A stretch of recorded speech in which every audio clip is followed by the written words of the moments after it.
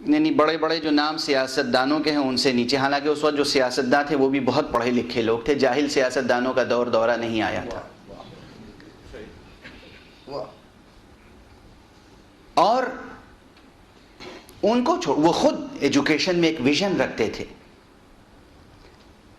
لیکن ان کے بعد جو ٹیکنیکلی جنہیں ہم ایجوکیشنسٹ کہتے تھے، ہمارے یہاں خواجہ غلام السیدین، جنہوں نے نہ صرف بر صغیر میں بلکہ تقریباً بیشتر مسلم ممالک میں ان کے توسط سے امریکن پروفیسر جان ڈیوی کا فلسفی آف پریگمیٹزم جو ہے وہ منتقل ہوا اور وہ ایجوکیشن سسٹم یہاں انٹروڈیوس ہوا اور آگے بڑھا.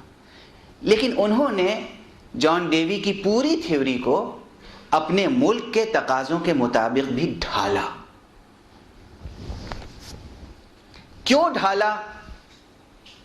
ایز اٹ از ڈکٹیشن قبول نہیں کیا، حوالہ دیا. جان ڈیوی یہ کہتے ہیں ہمارے ملک کے تقاضوں کے تحت یہ چیز یوں ہونی چاہیے.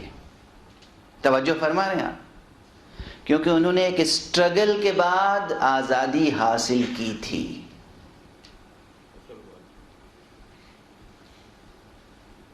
کیا کھویا کیا پایا کا انہیں شعور تھا، سود و زیاں کا حساب ان کے سامنے تھا، قربانیاں جانفشانیاں ان کے سامنے تھیں، تو وہ ایز اٹ از لے کر انہوں نے ہمیں نہیں دے دیا.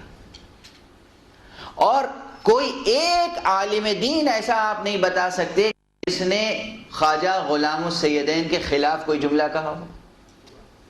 یہ کہا جاتا ہے نا کہ دیکھ علماء جو ہیں وہ بہت تنگ نظر ہوتے ہیں اور ایک محدود ان کی سوچ ہوتی ہے، اور اس سوچ کے مطابق وہ ایجوکیشنسٹ حضرات کو تو کام ہی نہیں کرنے دیتے. میں چیلنج کر رہا ہوں، آپ بتائیے کہ یہاں ڈاکٹر سید صفدر حسین مرحوم ڈائریکٹر آف ایجوکیشن تھے، ان کے خلاف، ان کی پالیسیوں کے خلاف، وہاں خواجہ غلام السیدین صاحب کے خلاف ڈاکٹر عابد حسین پی ایچ ڈی لے کر جرمنی سے آئے تھے فلسفی میں. یہ سب ایجوکیشن، ڈاکٹر ذاکر حسین جو پریزیڈنٹ آف انڈیا ہوئے، یہ سب ایجوکیشنسٹ تھے. ایجوکیشن پہ ان کی کتابیں ہیں.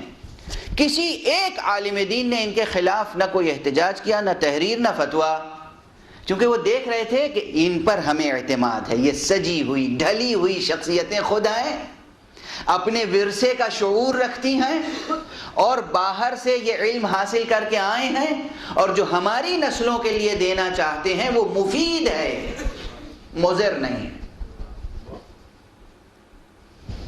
لیکن اس نسل کے بعد بہت ادب کے ساتھ، بہت سادگی سے کے ساتھ، بہت تواضع اور خاکساری کے ساتھ میں عرض کر رہا ہوں، آج ہمارے دونوں ملکوں میں اور شاید اس ملک میں سے ایجوکیشنسٹ کے نام پر بہت سی شخصیتیں موجود ہیں، مگر ایجوکیشنسٹ صرف کسے کہتے ہیں معلوم ہے آپ کو؟ جو باہر بنائی جانے والی ایجوکیشن کی پالیسیوں کا ماہر ہو.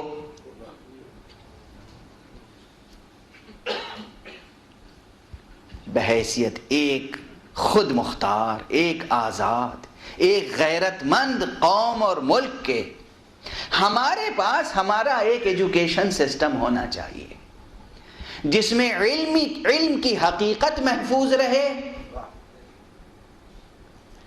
جس میں علم کو کسی اعتبار سے محدود نہ کیا جائے، اور خالص علمی تقاضوں کے تحت ہماری نسلوں کی تربیت ہو. پھر دیکھیے کیا ہوگا. ممکن نہیں ہے کہ کہیں علم اور تربیت اور ترقی کا کوئی مسئلہ مذہبی طور پر کہیں بھی قابل اعتراض سمجھا جائے، یا اسلام خالص جسے آپ کہتے ہیں وہ اسلام خالص کہیں پر بھی زیر سوال آ جائے اور کہا جائے کہ یہاں پر تو ٹکراؤ ہوتا ہے علمی تقاضوں میں اور اسلام کے تقاضوں میں. ممکن نہیں. اصل چیز ہے کہ ہم سب سے پہلے علم حاصل کریں، علم پہ زور دیں، اور وہ بھی آزادانہ طور پر.